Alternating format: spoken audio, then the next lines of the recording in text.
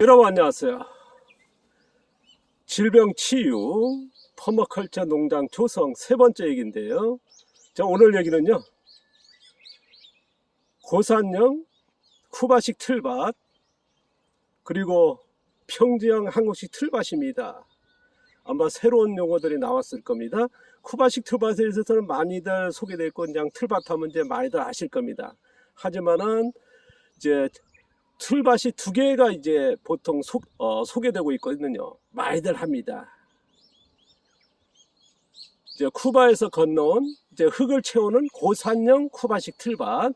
그냥 쿠바식 틀밭 하면 이제 고산형이라고 하는 이 용어를 안 써왔습니다. 그러나 고산형으로 해야 되는 이유는 뭐냐 그러면요, 우리가 한국식 틀밭에는 용어는 없었습니다. 그러나 한국에서 이제 이게 많이 보급되어 있는, 그래서 한국식이고요. 그리고 한국식 틀밭은 뭐냐, 평지에서 틀을 놓고 만드는 겁니다. 그래서 평지형 쿠바식 틀밭.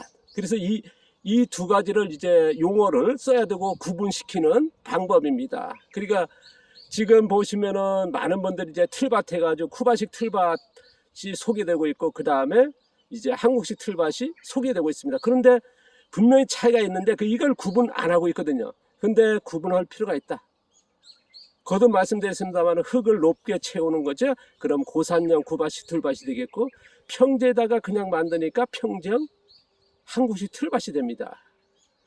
자, 우리가 쿠바식 틀밭은 쿠바 농업이 확산되기 전에 이미 뭐 미국이나 서구에서 보면 고산형의 그런 틀밭을 하고 있었거든요. 그거를 이제 쿠바에서 받아들여서 이제 쿠바식 틀밭이 된 건데요. 우리나라 소개되면서. 그러나 이미 있었던 거고요.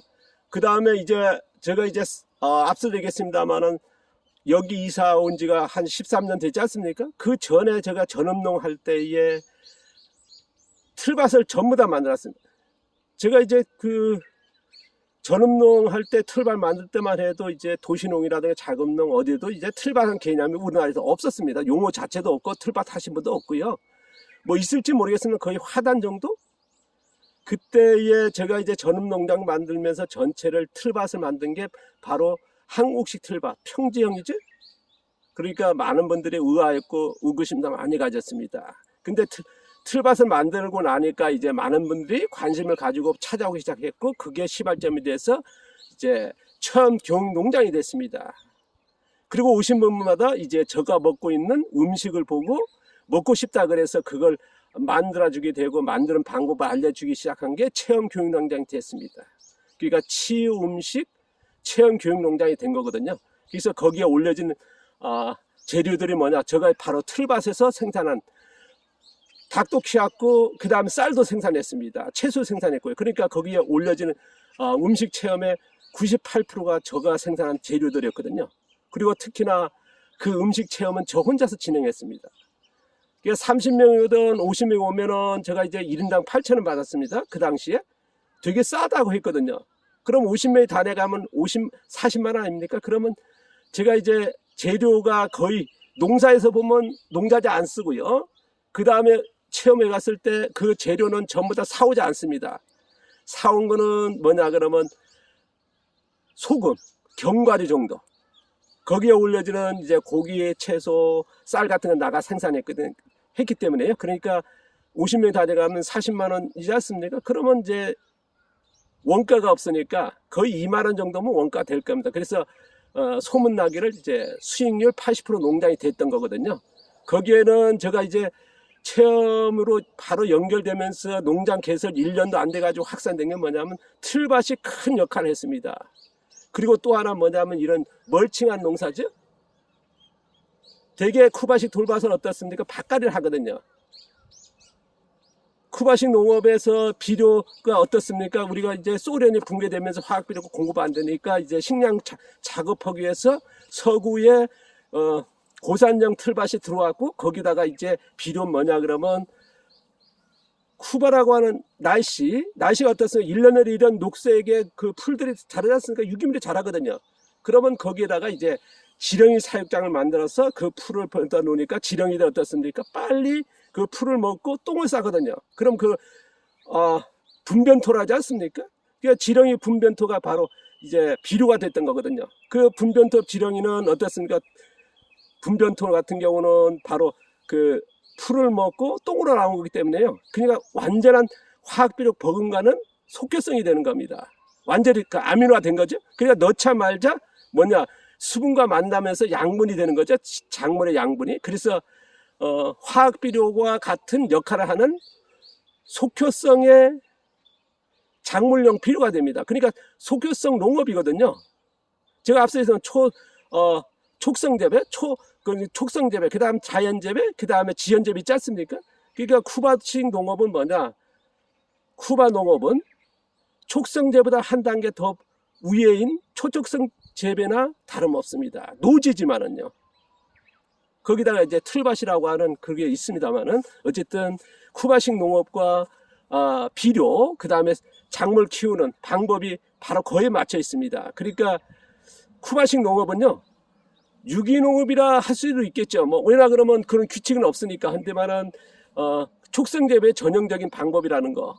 그런데 저는 이제 자연농은 자연재배 형태에 가야지 않습니까? 작물 재배의 생육기간이, 재배 형태가. 근데 촉성재배보다 한 단계 위라는 거. 최근에 보면 이제 쿠바식 농업이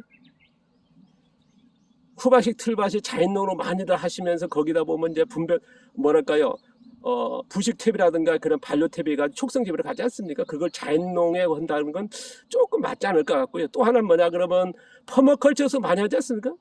퍼머컬처의 12가지 빌 모리스 만든 12가지는 뭐냐면 방향이며 규칙이며 규약 같은 거 아니겠습니까?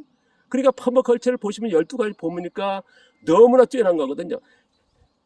정말 진짜 자연적이고 진짜 생태적이고 진짜 환경적이고 진짜 지속가능 그리고 영속적인 농업이다 해서 많이 따라하거든요. 그런데 아쉽게도 상구형의 쿠바식 틀밭이 거기에 들어간다는 거. 그거는 좀 아까도 말씀드렸지만 자연농과 거의 비슷하게 좀 맞지가 않지 않나 하는 게 저희 생각인데 모르겠습니다. 여러분이 판단할 일이고요. 저는 어쨌든 저희 개인적인 생각은 그렇습니다.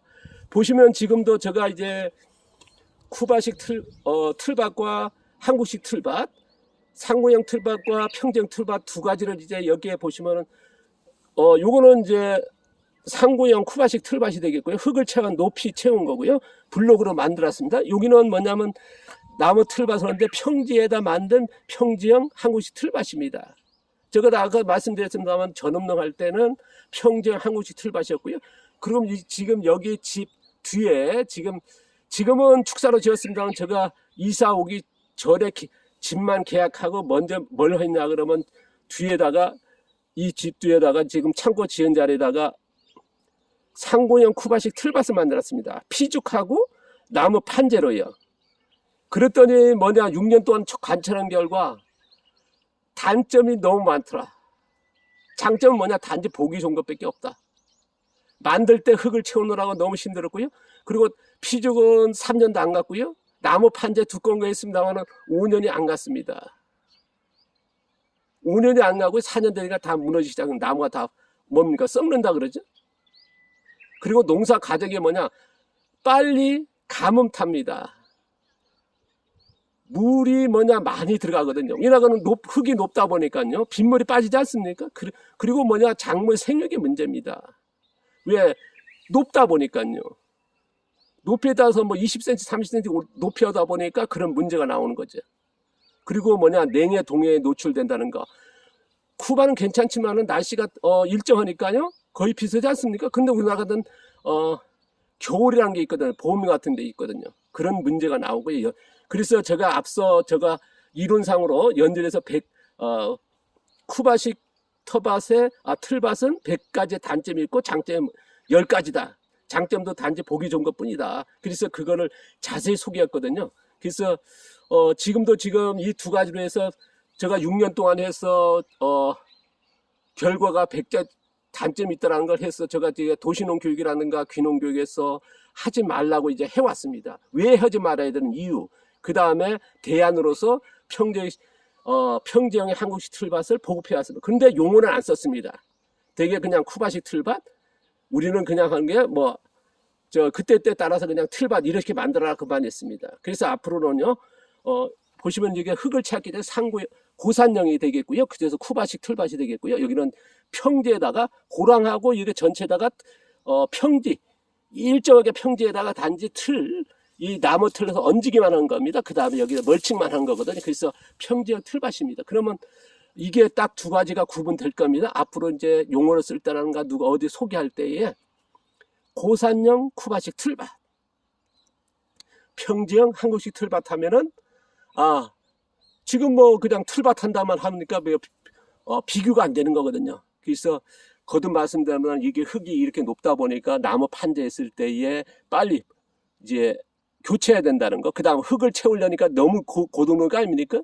그걸 생태적인 환경자 볼 수 없거든요. 그 다음 뭐냐, 가뭄이 오고 여름 됐을 때 수분 중반에 만났을 때 바로 가뭄이 빨리 탄다는 거. 왜? 높기 때문에 물은 빠지지 않습니까? 그리고 냉해 동해 같은 거. 그리고 뿌리 활착입니다. 이거는 뭐냐면 표면적이 여기만 되는 건데 두둑만 되는 거거든요. 그리고 여기에 평지형 틀밭은 어떻든가 그 고랑까지 다 이제 표면적이 넓어지는 거거든요. 다 쓰는 거거든요. 그래서 이런 차이들이 너무 크기 때문에 그래서 제가 이제 100가지 단점을 소개했었는데요. 그래서 다시 한번 보여드립니다만은 이렇게 장단점이 뭐 생각만 해도 딱 나오지 않습니까? 지금 여기에 제가 이제 여기 와가지고 이거 틀밭 만든 지가 한 11년 됐지 않습니까? 제가 매달 보여드리는데요. 지금 11년 정도 됐는데 지금도 교체 안 하고 이제 그대로 있거든요. 앞으로도 몇 년 더 쓸 겁니다. 그러니까 평지형과 아마 이제 고산형 쿠바식 틀밭으로 이 나무로 만들어서는 벌써 몇 년 전에 이제 교체를 해야 될 상황이었거든요. 그래서 여기에 또 블럭으로 했는데요. 블럭이 지금 넓다 보니까요. 이 두둑의 넓이가 제한적입니다. 적어지는 거고요. 근데 이거를 좀 작은 거 하게 되면 뭐냐, 쓰러지거든요. 문제가. 그러니까 이게 넓어야 되고 아니면 이걸 고정한다든가. 그러니까 최근에 보면 뭐 콘크리트로 만들어 가지고 막 하시는 분들 계시는 거 이유가 그렇거든요. 그리고 뭐냐면 이 넓이가요.